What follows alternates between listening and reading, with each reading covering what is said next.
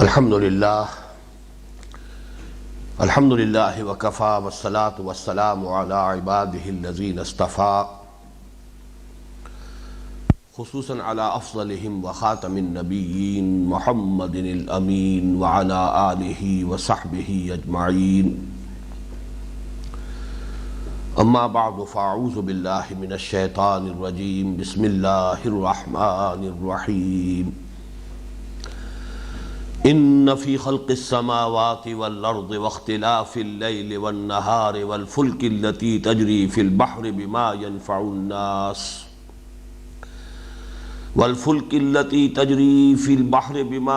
الناس وما انزل اللہ من السماء من ماء فاحیا به الارض بعد موتها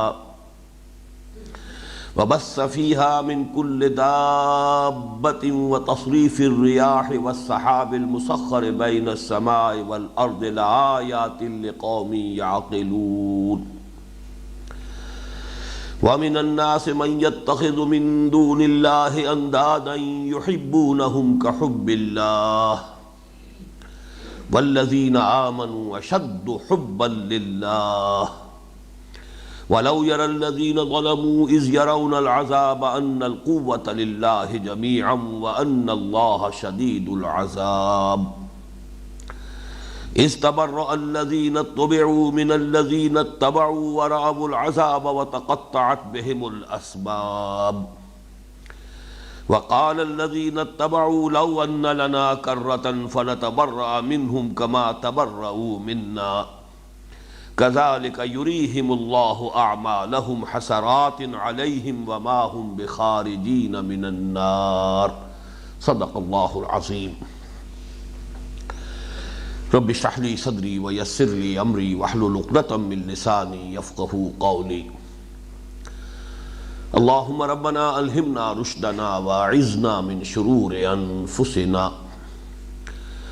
اللهم أرنا الحق حقا وارزقنا اتباعه وأرنا الباطل باطلا وارزقنا اجتنابه اللهم وفقنا لما تحب وترضى آمین یا رب العالمین۔ سورہ بقرہ کا 20واں رکوع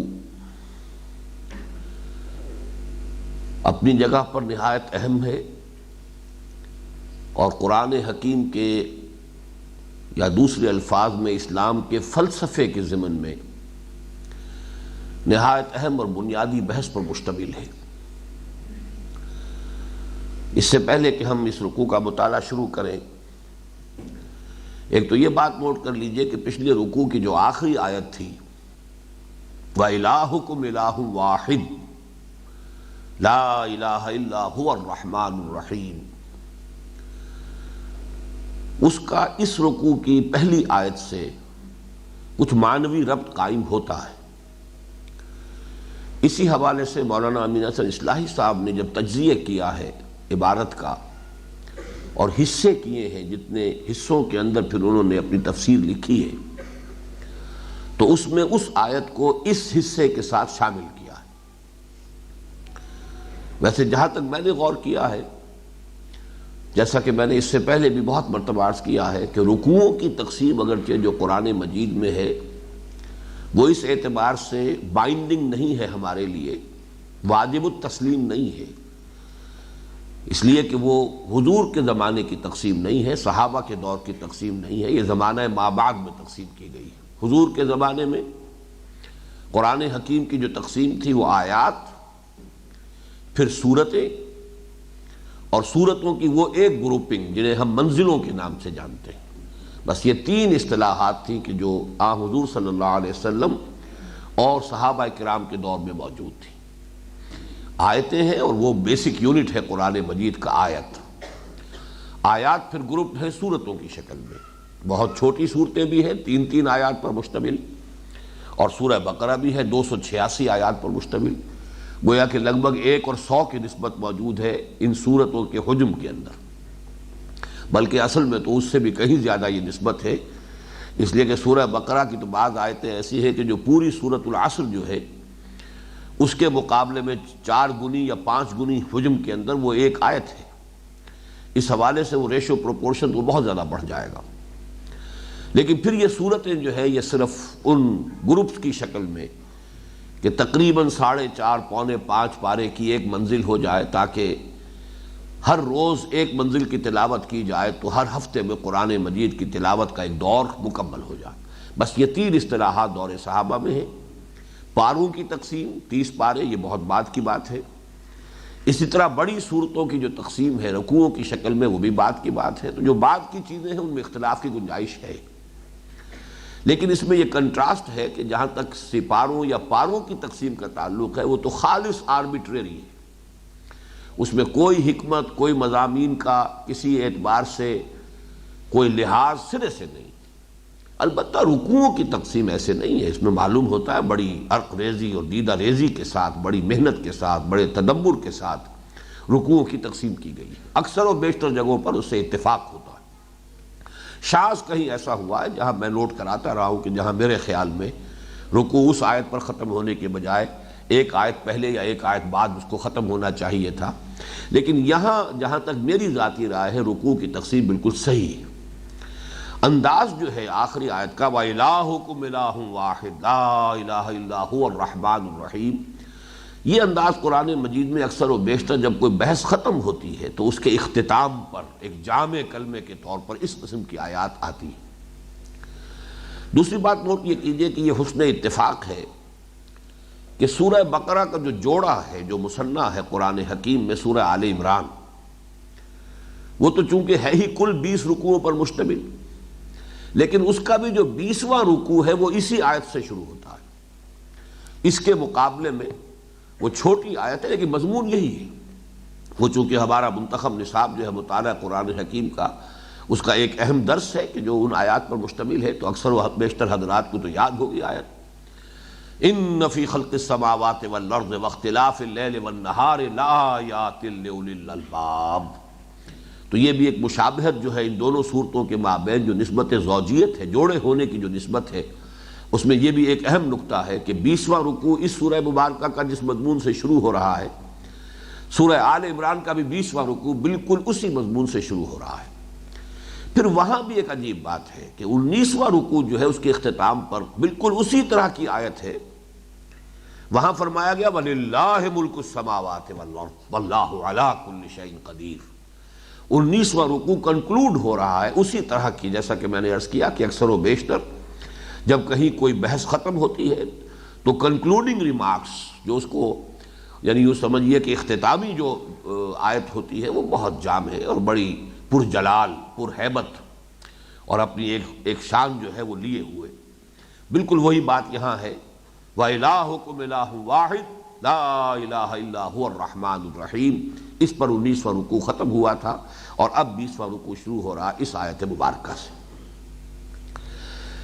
اس آیت کو جیسا کہ اس سے پہلے میں نے کئی مرتبہ عرض کیا، میں نے ایک عنوان دیا۔ یہ عنوانات صرف اس لیے ہوتے ہیں تاکہ ذہن میں کوئی چیز جو ہے آسانی کے ساتھ محفوظ رہ سکے، ذہن کے میں مستحضر رہ سکے۔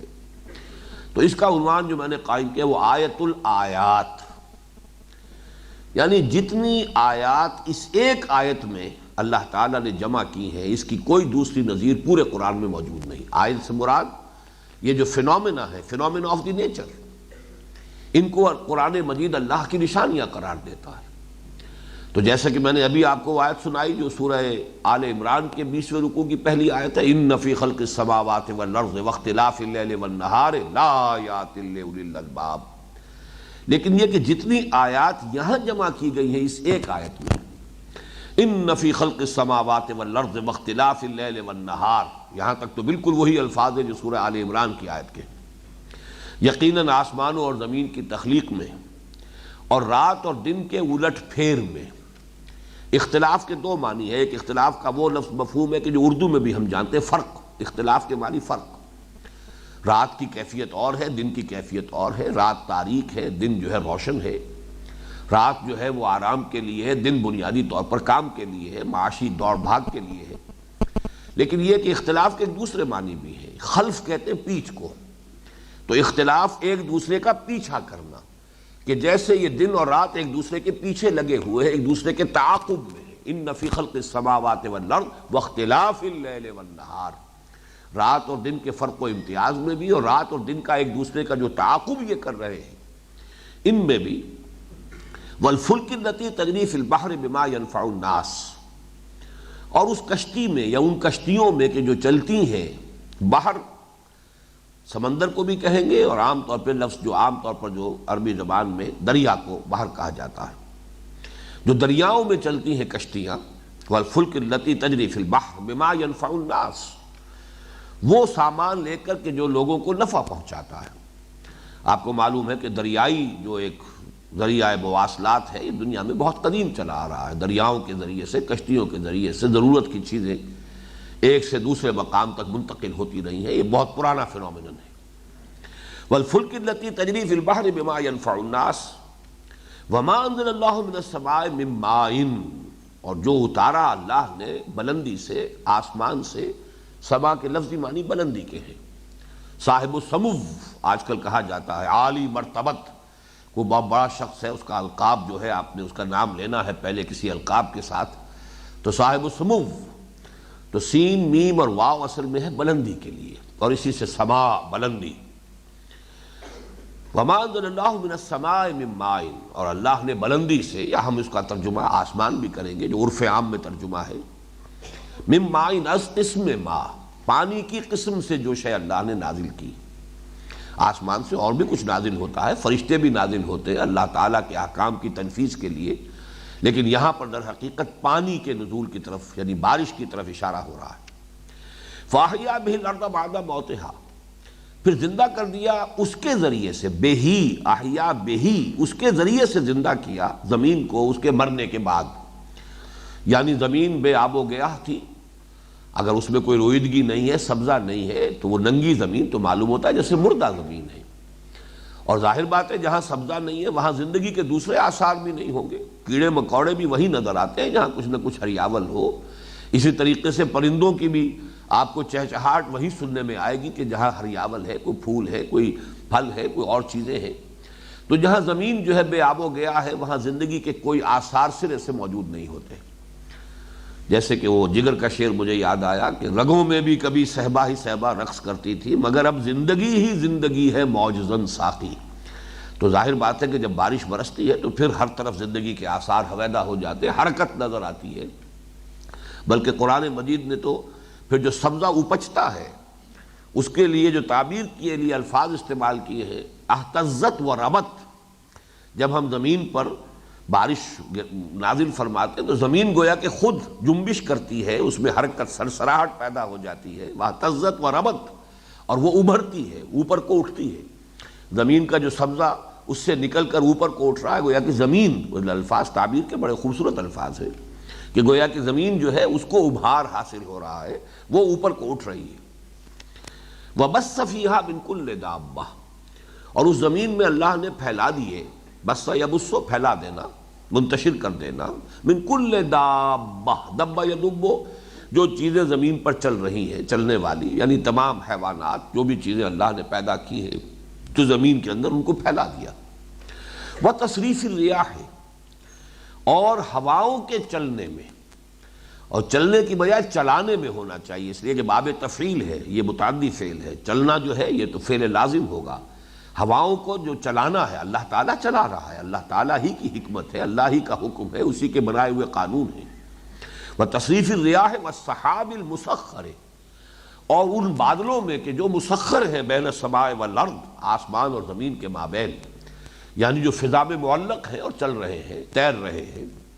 اب یہ اتنے ہیں فینومینا آف دی نیچر جن کو اس ایک آیت میں جمع کیا گیا۔ جیسا کہ میں نے عرض کیا، میرے نزدیک قرآن مجید میں میرے علم کی حد تک کوئی اور آیت ایک آپ کو نہیں ملے گی، بلکہ آپ کو سورۃ النحل ہے خاص طور پر، جن میں یہ مضامین آئے ہیں بڑی کثرت کے ساتھ، سورۃ الروم ہے، معلوم ہوگا کہ ان میں سے ایک ایک چیز کی طرف ومن آیاتہ ومن آیاتہ ومن آیاتہ، ایک ایک فینومینن کو لے کر اللہ تعالیٰ کی آیات کی حیثیت سے ان کی طرف توجہ دلائی گئی ہے۔ لآیات، لام یہ تاکید کے لیے ہے، یقیناً آیتیں ہیں، نشانیاں ہیں، لقومی یعقلون، ان لوگوں کے لیے کہ جو عقل سے کام لیتے ہوں، جو ہوش اور شعور کے حامل ہیں، ان کے لیے یہ نشانیاں ہیں۔ اب یہ مضمون اصل میں ہمارے منتخب نصاب کے ضمن میں اتنی وضاحت کے ساتھ بیان ہوتا ہے۔ اور پھر جو میں نے ایمان پر جو 5 لیکچرز دیے تھے، حقیقت ایمان، اس کے ضمن میں بھی یہ مضمون بڑی تفصیل کے ساتھ سامنے آ چکا ہے، لیکن پھر بہرحال چونکہ اب درس میں ہم اس مقام سے گزر رہے ہیں تو پھر نوٹ کر لیجئے۔ قرآن مجید کے فلسفے کا یہ بڑا اہم موضوع ہے کہ اللہ تعالیٰ کی معرفت اور محبت یہ فطرت انسانی میں موجود ہے۔ ہر انسان، ہر بچہ جو نسل آدم کا پیدا ہوتا ہے، جس کے بارے میں حدیث میں الفاظ آئے کل مولود یولد علی الفطرہ فابواہ یحودانہ او یمجسانہ او ینصرانہ، ہر بچہ فطرت اسلام لے کر آتا ہے، فطرت اسلام پر پیدا ہوتا ہے۔ اس سے مراد کیا ہے؟ اس کے قلب میں، اور صحیح تر لفظ ہوگا اس کی روح میں۔ عام طور پر اس چیز کے لیے قرآن مجید میں لفظ قلب آتا ہے، روح کا لفظ بہت کم استعمال ہوا ہے۔ انسان کی تخلیق کے ضمن میں آیا ہے بار بار، وَنَفَخْتُ فِيهِ مِن رُوحِي وَنَفَخَ فِيهِ مِن رُوحِهِ، سورہ سجدہ میں آیا ہے۔ لیکن یہ کہ ویسے عام طور پر انسان کی جو بیسک فیکلٹیز ہیں ان کے ضمن میں روح کا لفظ کم آیا ہے، قلب کا لفظ آتا ہے بار بار۔ لیکن قلب اصل میں مسکن ہے اس روح کا۔ اس حوالے سے جو چیزیں بھی متعلق ہیں روح کے ساتھ، قرآن مجید میں ان کا تذکرہ قلب کے حوالے سے ہوتا ہے۔ اس قلب انسانی میں، یا صحیح تر الفاظ استعمال کیے روح انسانی میں، جو کہ حقیقت میں امر رب ہے، یسألونک عن الروح قل الروح من امر ربی، اس امر رب میں اللہ کی معرفت بھی موجود ہے پوٹینشلی، اور اللہ کی محبت بھی موجود ہے۔ لیکن یہ دونوں چیزیں ڈورمنٹ ہیں، انرٹ ہیں، ان ایکٹیو ہے، خابیدہ صورت میں ہے۔ تو ایمان جسے ہم کہتے ہیں در حقیقت اسی انسان کی اس باطنی جو اس کے اندر موجود ہے، معرفت رب اور محبت خداوندی، ان کو ایکٹیویٹ کرنے کا نام ہے ایمان۔ یہ تحت شعور سے ابھر کر شعور کی سطح پر آ جائیں، یہ ہے ایمان۔ اور اس کے لیے جو 2 بنیادی اصطلاحات ہیں قرآن مجید کی، ایک لفظ آیت اور ایک لفظ ذکر یا تذکیر یا تذکرہ، یہ مختلف اس کے جو ہے اس کی شکلیں ہو جائیں گی۔ اس لیے کہ آیت کسے کہتے ہیں؟ نشانی۔ نشانی کا مفہوم کیا ہے؟ وہ شے کہ جسے دیکھتے ہی بغیر کسی ارادے کے خود بخود کوئی اور شے یاد آ جائے، وہ اس کی نشانی ہے۔ آپ کے دوست نے کبھی کوئی شے آپ کو دی تھی، کوئی قلم دیا تھا، کوئی اور رومال دیا تھا، وہ کہیں آپ کے ٹرنک کے اندر محفوظ رکھا رہا۔ اب بہت عرصہ ہو گیا، اس دوست سے ملاقات نہیں ہوئی، لہذا وہ آپ کے وہ جو شعور کی سطح ہے اس سے وہ آنکھ اوجل پہاڑ اوجل وہ آپ کے ذہن سے دور ہو چکا ہے۔ اچانک کبھی آپ نے ٹرنک کھولا اور وہ قلم جو ہے وہ اس پر آپ کی نگاہ پڑی، دوست یاد آ گیا۔ اس میں آپ کی کسی کانشس ایفرٹ کو دخل نہیں ہے، نہ آپ نے چاہا نہ کوشش کی، بلکہ وہ تو نشانی دیکھتے ہی کچھ ہے یاد آ گئی۔ اس معنی میں یہ لفظ آیت جو ہے قرآن حکیم کا بہت بنیادی لفظ ہے کہ کائنات کی ہر شے اللہ کی نشانی ہے۔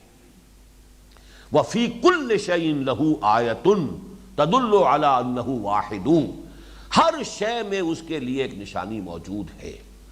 در حقیقت ہر شے اپنے وجود سے مظہر ہے اللہ تعالیٰ کی صفات کمال کی، جیسے کہ تصویر جو ہے وہ مصور کے کمال فن کا منہ بولتا ثبوت ہے، اس کی نشانی ہے۔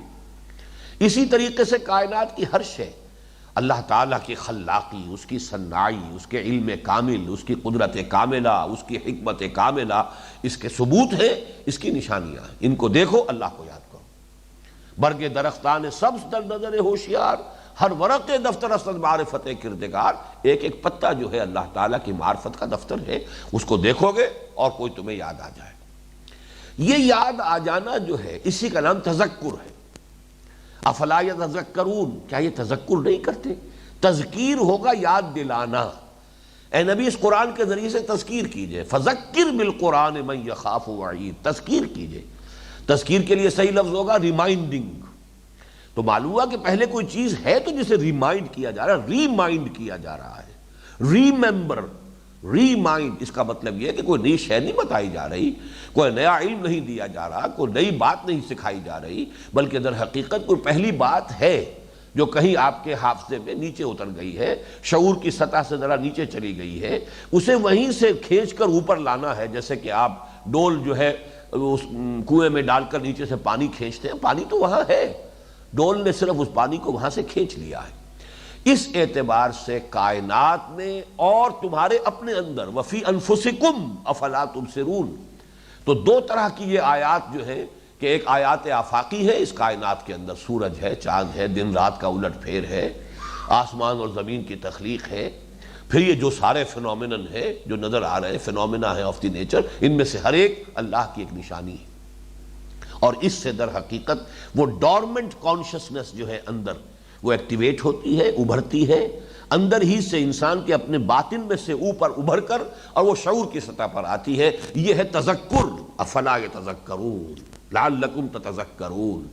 تو گویا کہ آیات آفاقی، آیات انفسی، اور تیسری آیت اس میں شامل کیجئے آیات قرآنی۔ اسی لیے قرآن مجید کی بیسک یونٹ کے لیے اصطلاح آیت ہے، سینٹنس نہیں ہے، ورس نہیں ہے، جملہ نہیں ہے، کچھ نہیں ہے، کوئی لفظ اس کے لیے ہے ہی نہیں۔ بعض تو مرکبات ناقصہ ہیں، والعصر آیت ہو گئی، اور مرکبات ناقصہ تو پھر بھی چلیے مرکب ہے اور وہ کلمہ ہے، لیکن یہ کہ محمل بھی ہم کہہ سکتے ہیں بعض اعتبارات سے کہ وہ چیزیں حروف مقطعات جب اس کے معنی ہمیں نہیں معلوم تو ہمارے لیے تو محمل ہے، اللہ کے علم میں اس کا کوئی مفہوم ہے اور رسول کے علم میں کچھ ہوگا، لیکن یہ کہ حروف مقطعات الف لام میم، اور یہ آیت ہے۔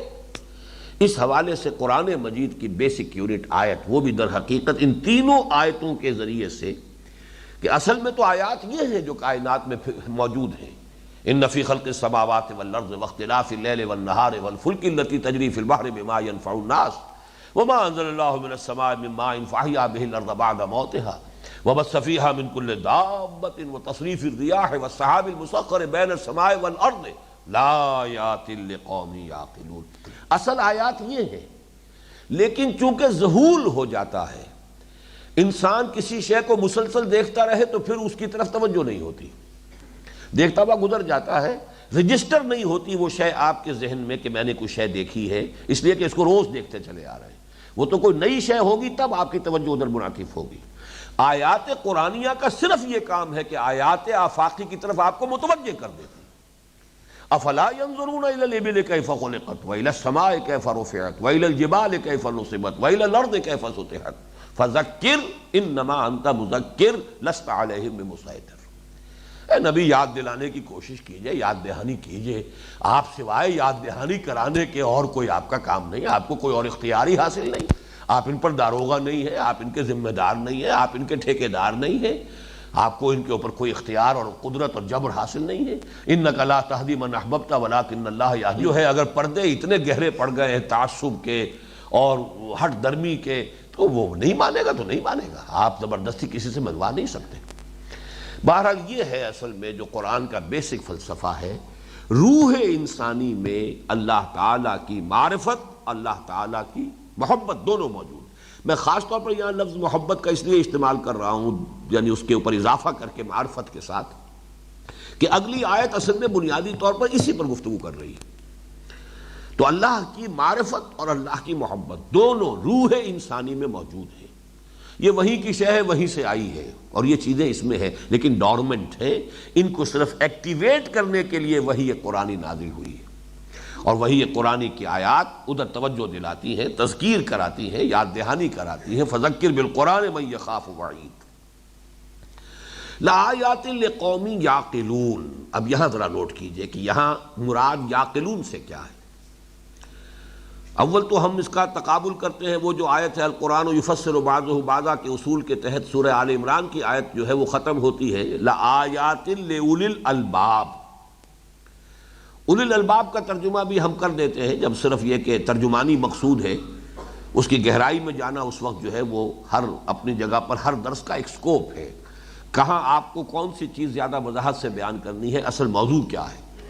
وہاں چونکہ جو سنتھسس ہے ایمان کا کہ توحید یا ایمان باللہ سے آگے ایمان بالمعاد، ایمان بالآخرہ کے مابین منطقی اور عقلی ربط کیا ہے، یہ اصل میں اس جو مقام پر جو اصل بحث ہے وہ اس سے متعلق ہے۔ لہذا زیادہ تفصیل میں ہم وہاں نہیں جاتے کہ وہاں کہتے ہیں ہوش مند لوگ، باشعور لوگ، اولو الالباب، لب والے لوگ۔ الباب جمع ہے لب کی، لب کسے کہتے ہیں؟ کسی شے کا لب لباب، یہ ہماری اردو میں بھی لفظ مستعمل ہے، لب لباب، یہ پوری بحث کا خلاصہ یہ ہے۔ بہت لمبی بحث ہوئی ہے، بہت لمبی گفتگو ہوئی ہے، لب لباب یہ انسان کا لب کیا ہے؟ انسان جیسا کہ اب ہم اچھی طریقے سے پڑھ چکے ہیں، اب یہ مضامین بار بار سامنے آ چکے ہیں، انسان کی اصل حقیقت کیا ہے؟ وہ اس کی روح ہے، وہ اس کا یہ حیوانی وجود نہیں ہے۔ حیوانی وجود تو در حقیقت ایک مرکب ہے جس کے اوپر راکب کی حیثیت جو ہے در حقیقت اس روح انسانی کی ہے، یہ روح ربانی کی ہے۔ اس حوالے سے لب جو ہے انسان کا وہ اس کی وہ روح ہے۔ انسان اس کی وجہ سے بنا ہے، انسان اپنے جسم حیوانی کی وجہ سے یہ مسجود ملائک نہیں بنا ہے، اشرف المخلوقات نہیں بنا ہے۔ اسی لیے دو آیتیں جو ہیں سورہ صاد اور سورہ حجر، اس میں جو الفاظ آئے ہیں بہت ہی کلیئر، فَإِذَا سَوَّيْتُهُ وَنَفَخْتُ فِيهِ مِن رُوحِي فَقَعُوا لَهُ سَاجِدِينَ، جب میں اس کا تسویہ کر لوں، اس کی نوک پلک سنوار دوں آدم کی، اس کی تخلیق بھی مکمل ہو جائے، تسویہ بھی ہو جائے، اور پھر میں اس میں اپنی روح میں سے پھونک دوں، تب گر پڑنا اس کے سامنے سجدے میں۔ اب یہ جو فا یہاں آیا ہے فَقَعُوا لَهُ سَاجِدِينَ، اس سے معلوم ہوا کہ حیوان انسان مسجود ملائک نہیں ہے، بلکہ در حقیقت وہ روح ربانی کے پھونکے جانے کے بعد پھر وہ مسجود ملائک بنا ہے۔ تو اصل انسان تو وہ روح ربانی ہے جو اس میں پھونکی گئی۔ اس حوالے سے اب دیکھیے، میں نے یہ چونکہ ابھی حال ہی میں ہماری ایک 4 روزہ تربیت گاہ ہوئی ہے، مسائل حکمت، قرآن مجید کی روح سے انسانی علم 2 ہے، اور انسانی وجود یہ بھی مرکب وجود ہے، 2 وجودوں پر مشتمل ہے ہمارا وجود، وجود حیوانی، وجود روحانی۔ ان دونوں کی انڈیپینڈنٹ عقلیں ہیں، ایک عقل حیوانی ہے جس کا تعلق ہمارے اس برین سے ہے، حیوانات کے اندر بھی وہ عقل موجود ہے۔ میں نے تو بارہا آپ کو اپنے ایک تجربے کی، چھوٹا سا تجربہ تھا جس کی مثال کے طور پر اسی کو میں دہراتا رہتا ہوں، کہ ایک چھوٹا سا کیڑا وہ ایک طرف کو جا رہا تھا، میں نے اس کے آگے ایک تنکا رکھ دیا، اس نے جب اس کو محسوس کیا اس نے اپنا رخ بدل دیا، میں نے پھر تنکا پھر اس کے آگے ٹکا دیا، اس نے پھر رخ بدل لیا اپنا، تیسری مرتبہ پھر میں نے تنکا اس کے سامنے رکھ دیا، اس نے پھر رخ بدلا، چوتھی مرتبہ جب رکھا وہ اب اس تنکے کے اوپر سے گزرا۔ اب اس کا انالیسس کیجئے، اس میں پرسیپشن بھی ہے، تھنکنگ بھی ہے، پھر ڈیسیجن میکنگ بھی ہے۔ اس نے محسوس کیا میرے راستے میں رکاوٹ ہے، لہذا مجھے اپنا رخ بدلنا چاہیے، مجھے اسے ایوائڈ کرنا ہے، اس نے رخ بدل دیا۔ دوسری مرتبہ پھر اس نے وہی کیا، ایوائڈ کیا، تیسری مرتبہ پھر ایوائڈ کیا، چوتھی مرتبہ آخر اس نے تنگ آمد بجنگ آمد اس نے فیصلہ کیا ہے کہ یہ رکاوٹ میرا پیچھا نہیں چھوڑ رہی ہے، I have to overcome it. یہ سارا معاملہ آپ غور کیجئے، اور تعقل ہمارے اندر اور کون سا تعقل ہے؟ حیوانی تعقل تو اسی کا نام ہے، اس کو آپ 1000 سے ضرب دے لیں، کروڑ سے ضرب دے لیں، نوعیت تو نہیں بدلے گی، وہ معاملہ کوانٹیٹیٹو ہوگا، کوالیٹیٹو نہیں ہوگا۔ تو عقل انسانی جس کا ہم کہتے ہیں، اس میں جو عقل حیوانی ہے وہ اصل میں اسی عقل کی ہائر ایوالوڈ فارم ہے۔ لیکن اگر یہی کچھ ہوتی تو واقعہ یہ ہے کہ پھر انسان بس ایک زیادہ ترقی یافتہ اور زیادہ ارتقاء یافتہ حیوان ہوتا۔ اصل عقل قرآن جو لفظ استعمال کرتا ہے، عجیب بات یہ ہے کہ لفظ عقل قرآن میں آیا ہی نہیں، یہ ذرا نوٹ کیجئے، عقل بطور اسم ایک فیکلٹی کی حیثیت سے کہیں قرآن میں نہیں، ایک پروسیس کے طور پر تو ہے، یاقلون تاقلون یہ تو ہے، لیکن یہ تو ایک ورب کی شکل میں ہے، یاقلون ہو تاقلون ہو۔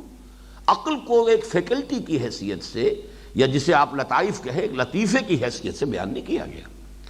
اور یہ کہ قرآن مجید میں صراحت کے ساتھ جس عقل کا، جس پروسیس، ریشنلائزیشن کہہ لیں، تعقل کہہ لیں، انفر کرنے کا معاملہ ہے، اس کو قلب سے وابستہ کیا گیا۔ لہم قلوب لا یعقلون بہا لا یفقہون بہا لا یعقلون بہا فتکون لہم قلوب یعقلون بہا، یہ سورہ حج کے اندر آیا۔ تو قلب کے ساتھ ایک تعقل ہے، ایک تعقل وہ ہے جسے ہم جانتے ہیں، وہ حیوانی تعقل ہے، وہ کتے میں بھی ہے، اس نے بھی دیکھا ہے گاڑی آ رہی ہے اور وہ ایوائڈ کرتا ہے، راستہ بدل دیتا ہے، بلی میں بھی ہے، ہر جانور کے اندر، ہر حیوان کے اندر وہ موجود ہے، وہ اپنی پریزرویشن آف دی سیلف کے لیے، وہ اپنے تحفظ کے لیے وہ اپنے اس عقل کو مروے کار لاتا ہے، ہر حیوان لاتا ہے۔ لیکن اصل جو انسانی عقل ہے وہ اس قلب کے ساتھ وابستہ ہے۔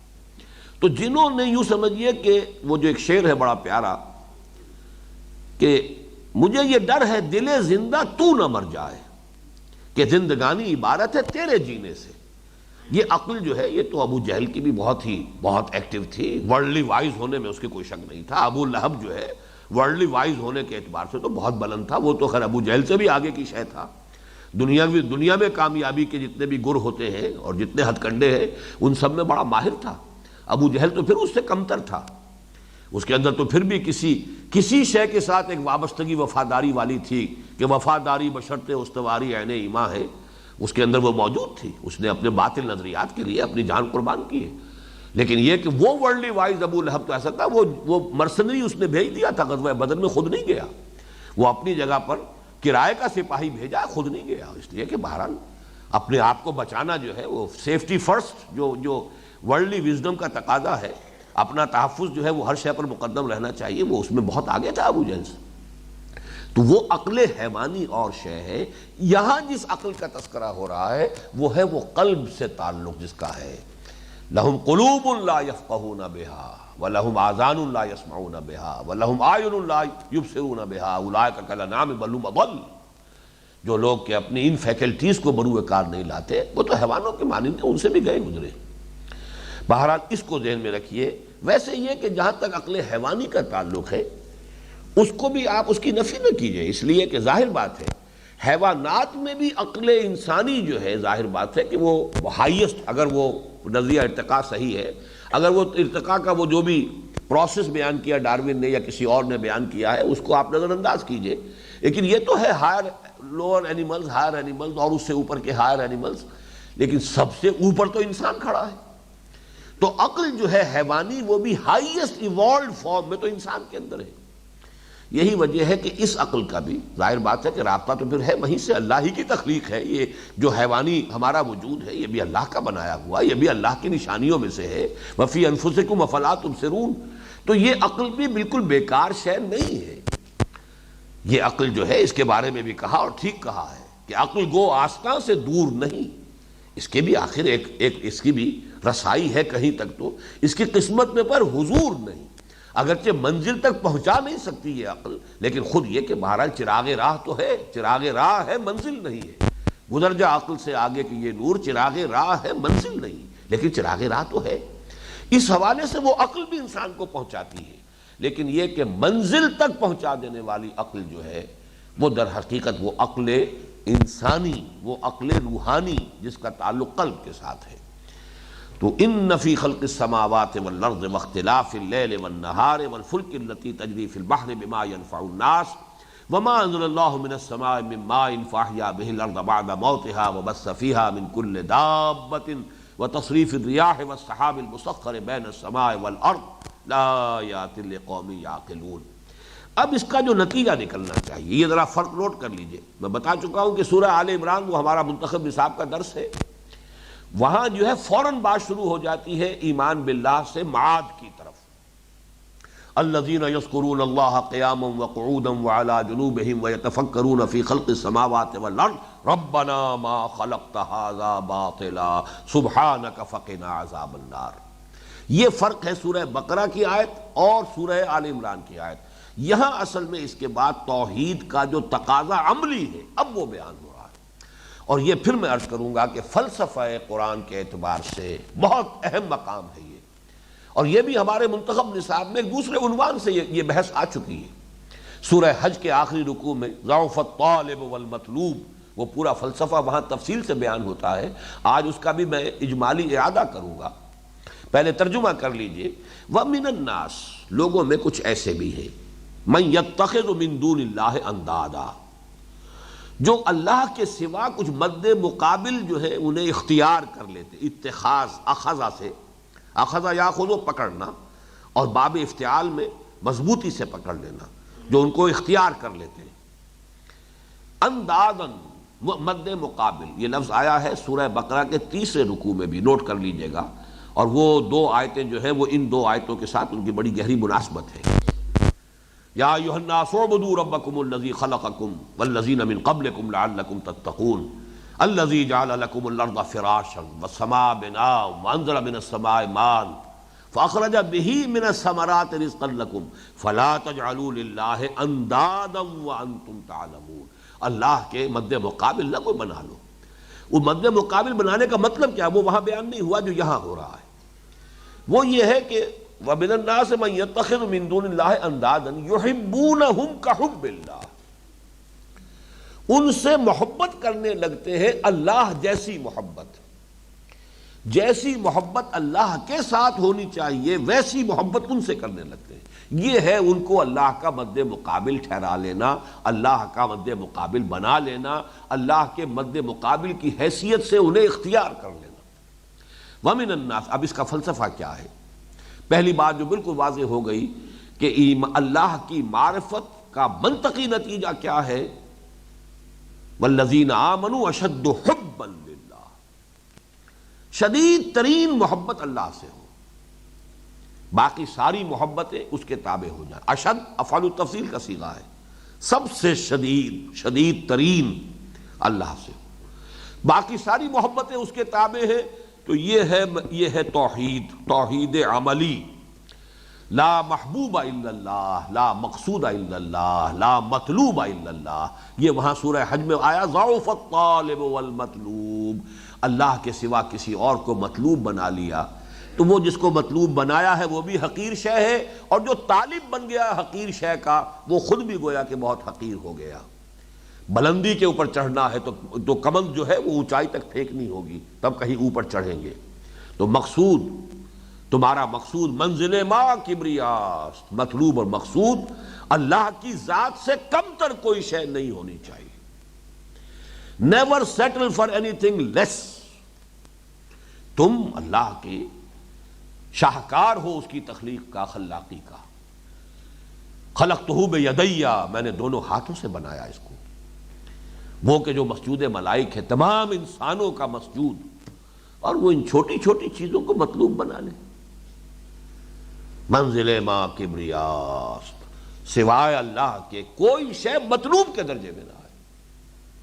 حق ادا کرو، حق اپنے جسم کا بھی ادا کرو، حق اپنے نفس کا بھی ادا کرو۔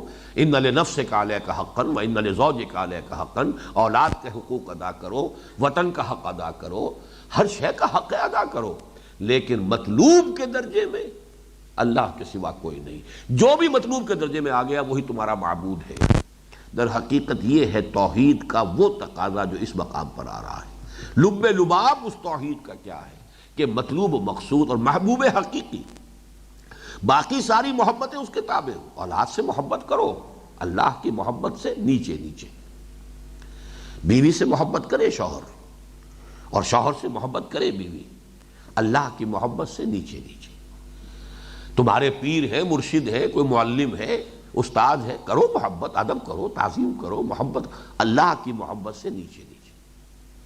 وطن سے محبت کرو، گھر سے محبت کرو، لیکن اللہ کی محبت سے نیچے نیچے۔ اگر تم ساری محبتیں اللہ کی محبت کے نیچے ہیں تو توحید ہے، اور کوئی ایک محبت بھی تمہارے دل کے سنگھاسن پر اللہ کی محبت کے برابر آ کر براجمان ہو گئی تو یہی شرک ہے۔ اور شرک کون سا ہوگا؟ چاہے وہ مال کی محبت ہو، تعس عبد الدینار و عبد الدرہم، ہلاک ہو جائے، برباد ہو جائے درہم و دینار کا بندہ، جس کے دل میں محبت مال کی اللہ کی محبت سے بڑھ گئی، وہ در حقیقت مال کا پجاری ہے، مال کا بندہ ہے۔ نام عبد الرحمن رکھ لیا ہے تو کیا ہے؟ حقیقت میں عبد الدینار ہے۔ تعس عبد الدینار و عبد الدرہم، ہلاک ہو گیا، برباد ہو گیا، یا ہلاک ہو جائے، برباد ہو جائے درہم و دینار کا بندہ۔ یہ ہے اصل۔ اسی کو امام ابن تیمیہ رحمۃ اللہ علیہ نے کہا توحید فی الطلب، ایک توحید فی العقیدہ ہے، عقیدے میں توحید۔ اللہ جیسا کوئی نہیں ہے، اللہ کی صفات میں کوئی اس کا ہمسر نہیں، کوئی اس کا ضد نہیں، کوئی ند نہیں، کوئی مثل نہیں، مثال نہیں، مثیل نہیں۔ آپ اس کی ذات میں، صفات میں، یہ توحید فی العقیدہ ہے۔ ایک توحید فی الطلب، توحید فی الطلب یہ ہے کہ مطلوب صرف اللہ کی رضا رہ جائے۔ تمہاری زندگی جو ہے یزداں بکمن داور ہے، ہمت مردانہ، اس سے کم تر کسی شے کو اپنا مطلوب و مقصود جو ہے قرار نہ دو۔ اگر یہ کیا تو بس یہی گمراہی ہے۔ وَمِنَ النَّاسِ مَن يَتَّخِذُ مِن دُونِ اللَّهِ أَندَادًا يُحِبُّونَهُمْ كَحُبِّ اللَّهِ۔ اس فلسفے کو جیسا کہ میں سورہ حج کی ان آیات کے حوالے سے بیان کرتا ہوں اکثر مواقع پر، اس کو باقاعدہ ایک فلسفے کی شکل میں مدون کیا ہے ہمارے اس دور میں ڈاکٹر رفیع الدین مرحوم مغفور نے۔ اگرچہ ان کا کہنا یہ ہے کہ یہ اصل میں ڈاکٹر اقبال کا، علامہ اقبال کا فلسفہ خودی ہے، وہ چونکہ شاعری میں بیان ہوا ہے اکثر و بیشتر، لہذا اس کو ایک فلسفے کی حیثیت سے مرتب اور مدون شکل میں اقبال کے کلام میں آپ تلاش نہیں کر سکتے۔ اسی لیے بہت سے لوگ جو ہیں اس کے لیے کھوج لگاتے لگاتے کوئی کہیں پہنچ جاتا ہے، کوئی نیٹشے کے ہاں پہنچ جاتا ہے، کوئی برکشا کے ہاں پہنچ جاتا ہے، کوئی کہیں اور پہنچ جاتا ہے، یہاں سے لیا ہے وہاں سے لیا ہے، جس پر کہ پھر انہوں نے خود ڈکٹیٹ کرایا سید نذیر نیازی کو کہ میرے فلسفہ خودی کا جو منبع ہے، سرچشمہ ہے، سورس ہے، وہ سورہ حشر کی وہ آیت ہے وَلَا تَكُونُوا كَالَّذِينَ نَسُوا اللَّهَ فَأَنسَاهُمْ أَنفُسَهُمْ۔ نہ نٹشے سے ہے، نہ بلسا سے ہے، نہ فلاں سے ہے، نہ فلاں سے ہے، میرے پاس جو کچھ ہے وہ تو قرآن کی اس آیت سے ہے۔ لیکن ڈاکٹر رفیع الدین صاحب نے اسے باقاعدہ، میں اسے چند جملوں میں آپ کے سامنے رکھ رہا ہوں، ڈاکٹر رفیع الدین نے اصل میں جتنے اس دور کے بڑے بڑے ماہرین نفسیات تھے، چاہے وہ فرائڈ ہو، ایڈلر ہو، یونگ ہو، مختلف جتنے بھی میکڈوگل ہو، ان سب کے نظریات کی بڑی عالمانہ جو ہے اس کا کرٹیسزم کیا ہے اور ثابت کیا ہے کہ انسان کی شخصیت کی ٹوٹل توجیہ ان میں سے کسی کے نظریے سے نہیں ہوتی۔ انسانی شخصیت ہے کیا، اس کے محرکات عمل کیا ہے، وہ اس نتیجے پر پہنچاتے انسان کو دلیل کے ساتھ، استدلال کے ساتھ۔ یہ کوئی یعنی واعظانہ انداز نہیں ہے، بڑا فلسفیانہ انداز ہے کہ انسان کا جو بیسک انسٹنکٹ ہے، ہیومن انسٹنکٹ، یہ تو سب اینیمل انسٹنکٹس ہے، اس کے پریزرویشن آف دی سیلف ہے، پریزرویشن آف دی اسپیشیز ہے، ہرڈ انسٹنکٹ ہے، دی ارج ٹو ڈومینیٹ ہے، مختلف جو ہے ارجز ہے، حیوانات میں بھی ہے، سب میں نظر آ جائے گی۔ ہاتھیوں کو آپ دیکھیں گے وہ گلوں کی شکل میں ہوتے ہیں، غول کے غول، ہرڈ انسٹنکٹ ان میں بھی ہے۔ آپ چیونٹیوں کو دیکھیے، آپ شہد کی مکھیوں کو دیکھیے، کتنی متمدن، کتنی کلچرڈ، ان کا پورا نظام ہے، ڈسپلن ہے، وہ سارا نظام وہاں موجود ہے۔ تو یہ انسٹنکٹس ہیں، لیکن یہ اینیمل وجود جو ہے انسان کا، حیوانی وجود، اس کے انسٹنکٹس ہیں۔ اصل میں انسانی جو ہے انسٹنکٹ وہ صرف ایک ہے، اور وہ یہ ہے کہ انسان کسی شے سے محبت کرنا چاہتا ہے، اس کو اپنا مطلوب و مقصود بنانا چاہتا ہے۔ کوئی آئیڈیل، کوئی تصور، کوئی نصب العین، کوئی آدرش، یہ ہندی کا لفظ آدرش بالکل اسی مفہوم میں ہے جس معنی میں نصب العین ہے عربی زبان کا۔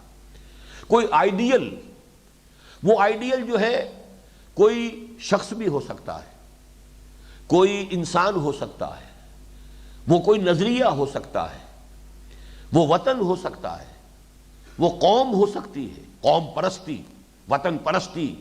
اسی طریقے سے آپ اور ساری پرستشیں، دولت بھی ایک طرح کی پرستش جس کی ہوتی ہے، وہ بھی آئیڈیل بن جاتا ہے۔ اقتدار کی طلب، اس میں انسان اپنے آپ کو لگا دیتا ہے۔ ایک تصور کے حسن مبہم پر ساری ہستی لٹائی جاتی ہے۔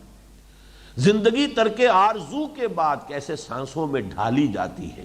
اگر انسانی زندگی میں کوئی آرزو نہیں، امنگ نہیں، مقصد نہیں، نصب العین نہیں، تو یہ تو جیسے سانس کی آمد و شد ہے، بس آیا جا رہا ہے۔ ہیومن ویجیٹیبل ہے انسان جو ہے، در حقیقت حیوان انسان ہے، جیسے آج کل ہیومن ویجیٹیبل کا کانسیپٹ ہے کہ بعض مریض ایسے ہوتے ہیں کہ جیسے ویسے تقریباً موت ان کی واقع ہو چکی ہے، لیکن مشینوں کے اوپر آپ نے زندہ رکھا ہوا ہے، اس کو غذا بھی دے رہے ہیں، اس کا دل بھی چلا رکھا ہے، اس کا ہر شے جو ہے وہ اس کے ذریعے سے چل رہی ہے، وہ بڑھ بھی رہا ہے۔ جیسے کہ کوئی بڑی سی ککڑی ہو، اگر آپ اس کو یہ تمام چیزیں وہ ککڑی پھیلتی چلی جائے گی، وہ نہ معلوم گزوں کی لمبی ہو جائے گی۔ تو اسی طریقے سے وہ انسان جو ہے ہیومن ویجیٹیبل کی شکل میں پڑا رہے گا۔ تو یہ ہیومن ویجیٹیبلز ہے۔ انسان کا ایک ہی انسٹنکٹ ہے، اور وہ یہ ہے کہ کوئی نصب العین، کوئی مقصود، کوئی مطلوب، کوئی آدرش جس کے لیے جیے، جس کے لیے بھوک برداشت کرے، جس کے لیے مشقتیں جھیلے، جس کے لیے جان اور مال کے خطرات اور نقصانات برداشت کرے، جس کے لیے جان کی بازی کھیل جائے۔ اب آپ سوچئے، وطن کے اوپر جانے قربان نہیں کر دیتا آدمی؟ کیوں کر دیتا؟ ورنہ یہ کہ اینیمل انسٹنکٹس کے اندر تو سب سے زیادہ پورٹنٹ انسٹنکٹ جو ہے وہ یہ ہے کہ اپنے آپ کو بچاؤ، preservation of the self. Animal instinct میں اس سے زیادہ پورٹنٹ کوئی انسٹنکٹ نہیں۔ لیکن آپ نے دیکھا نہیں، لوگ اپنے نظریات پر، اپنے مقاصد کے لیے کیسی جانیں قربان کرتے ہیں۔ ہراکری کر رہا ہے جاپانی جو ہے، اپنے ہی ہاتھ سے جو ہے خنجر اپنے پیٹ کے اندر گھونپتا ہے اور چیرتا ہوا اوپر تک لے آتا ہے۔ کر رہا ہے کس لیے؟ وہ ایمپرر ہے اس کا، وہ اس کا دیوتا ہے، اس کا حکم ہے، اس کی اپنی سرزمین ہے، اس کا وطن ہے۔ یہ جو دوسری جنگ عظیم کے اندر سننے میں آیا کہ وہ تو ایسے بوم بنائے گئے تھے کہ جس کو لے کر سٹیئر کرتا تھا آدمی اسی میں بیٹھا ہوا ہے، سٹیئر کر کے لے جا رہا ہے تاکہ وہ بم ضائع نہ ہو۔ 100 بم آپ نے گرائے تو وہ ایک جو ہے وہ کہیں کسی جا کر ٹارگٹ پر لگا، تو تو سمندری جہازوں کی چمنیوں میں لے کر اس بم کو اترے ہیں لوگ، خود بھی اس کے اندر، وہ چمنی کے اندر جب گئے، جب اندر جا کر پھٹے گا وہ وہاں تو اس کا کیا حال ہوگا؟ اس کا تو کوئی ایک چیتڑا بھی نہیں ملے گا کہ کہاں تھا وہ انسان، جا رہا ہے کر رہا کس لیے؟ نظریہ ہے۔ کمیونزم ایک تصور تھا نا، ایک آئیڈیل تھا، اس تصور کے لیے کتنی کچھ جانیں لوگوں نے دی، آزادی کے لیے، وطن کے لیے، قوم کے لیے، کسی بھی مقصد کے لیے۔ یا یہ کہ فرض کیجئے وہ شیریں کے لیے فرہاد نے جو کچھ کیا، آخر کیا کہ نہیں کیا؟ کوئی آئیڈیل تھا، کوئی مقصود تھا، وہ آخر وہ کہاں سے جو ہے پہاڑوں میں سے نہر کھود کر لے آیا۔ تو یہ ہے ان کا تجزیہ کہ انسان میں یہ بیسک انسٹنکٹ ہے کہ وہ کسی کو اپنا مطلوب، مقصود، آئیڈیل، آدرش، نصب العین بنا کر اس کے لیے بھاگ دوڑ، محنت، مشقت، جاگنا، مشقت جھیلنا، جانی اور مالی نقصانات برداشت کرنا، یہ ہے اصل ہیومن انسٹنکٹ۔ تیسری بات انہوں نے یہ کہی، یہ اصل میں تھا اللہ کی محبت کے لیے، اصل ہے یہ روح کا جذبہ، وہ لوٹنا چاہتی ہے اپنے اصل منبع کی طرف، وہ منبع ہے اللہ کی ذات۔ کہاں سے آئی یہ روح؟ یہ تو وہی سے صادر ہوئی ہے، اس کے اندر طلب جو ہے یہ اصل ہے روح کی طلب، اللہ کو پوجنے، اللہ سے محبت کرنے، اللہ کی طرف رجوع کرنے کی۔ لیکن جب ذہن انسانی وہاں تک نہیں پہنچ پاتا تو جیسے آپ کو معلوم ہے کہ ایک شخص نہایت بھوکا ہے تو بھوک کی شدت میں وہ بہت ہی گندا کھانا بھی کھا لے گا، اگر اتنی بھوک نہیں ہے تو وہ شاید اس کھانے کی طرف نگاہ اٹھا کے نہ دیکھے۔ ہم نے یہ جو بھی 1947 میں جو سفر طے کیا ہے، وہ چنے ہم نے کھائے ہیں کہ جن میں کیڑے جو ہے نظر آتے تھے چلتے ہوئے، ان کو ابال کر کھایا، اس لیے کہ بھوک کی شدت ہے، اب کوئی شے جو ہے وہ اور ہے نہیں۔ وہی چنے جو ہے وہ کیمپوں میں تقسیم ہوئے، وہ اس وقت نعمت غیر مترقبہ نظر آتی تھی۔ جوہڑوں میں سے جا کر پانی لیا جس کا تصور نہیں کر سکتے کہ یہ پانی پیا جا سکتا ہے، کہ ساتھ ہی وہ حیوانات کھڑے ہوئے، ہمارے ہی بیل وہ گڈوں کے، اور وہ پیشاب کر رہے ہیں، اور بالکل جسے چھپڑ کہتے ہیں آپ، چھپڑ اس کا پانی ہے وہ پی رہے ہیں۔ کیا کریں؟ اس لیے کہ اندر سے ارج ہے، پیاس ہے، آدمی پیتا ہے۔ بلکہ مجھے تو واقعہ سنایا تھا، یہ جو لکھوی برادران ہیں، اہل حدیث علماء ہیں بہت معروف، معین الدین لکھوی، محی الدین لکھوی، ان کے والد مولانا محمد علی لکھوی، انہوں نے مجھے بتایا کہ جب یہ سعودیوں نے جب فتح کیا تھا حجاز کو، تو جو ملک عبدالعزیز ابن سعود تھے، ان کے ہاں ایک وفد گیا تھا ہندوستانی علماء کا، جدے میں ان کی وہ ملاقات ہوئی، باریابی حاصل ہوئی، تو انہوں نے جا کر پہلے تو مبارکباد پیش کی کہ آپ کو اللہ تعالیٰ نے یہ مقام عطا فرمایا، تو وہ ہی واز آل ہیوملٹی کہ جی ہم تو کچھ بھی نہیں، ہماری کوئی حقیقت ہی نہیں، ہم تو اونٹوں کا پیشاب پینے والی قوم ہیں۔ اور بعد میں مجھے معلوم ہوا کہ یہ بالفعل ہوتا ہے، بدو جب اکیلا رہ جائے اور اس کے پاس پانی ختم ہو جائے صحرا میں، اور اس کے لیے جان پر بن رہی ہو، تو پہلا کام وہ یہ کرتا ہے کہ اپنے اونٹ کے حلق کے اندر لکڑی مارتا ہے، تو اس کا جو ریزروائر اندر ہے وہ جب الٹی کرتا ہے تو پہلا تو سورس اس کا وہ ہے، اس کو پی کر وہ اپنی جان بچاتا ہے۔ جب وہ بھی ختم ہو گیا اونٹ کا وہ ریزروائر، تو اب اونٹ کا پیشاب پیتا ہے۔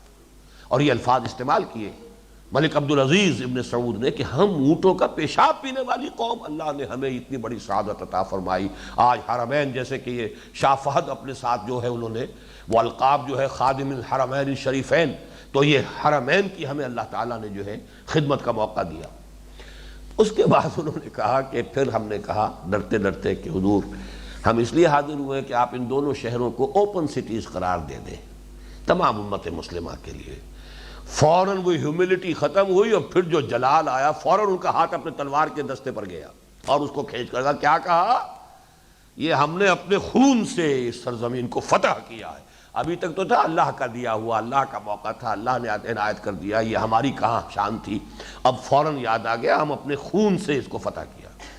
بہرحال وہ اونٹوں کا پیشاب پینے والا، اس لیے کہ یہ جو انسان کے اندر طلب اتنی شدید ہے، بھوک لگی ہو تو کیا نہیں کھائے گا؟ جب قرآن خود کہتا سور بھی کھا کے جان بچا سکتے ہو، مردار کھا کے جان بچا سکتے ہو، تو یہ بات ہے کہ جب انسان کی اس ارج کو، جو اس کا اصل جو ہدف ہے، اگر وہاں تک یہ نہیں پہنچتی تو پھر کسی اور شے کو، وہ وطن ہی کو خدا بنا کر پوجے گا انسان، کوئی تصوری ہوگا، کوئی آئیڈیا ہی ہوگا، کوئی آئیڈیل ہوگا۔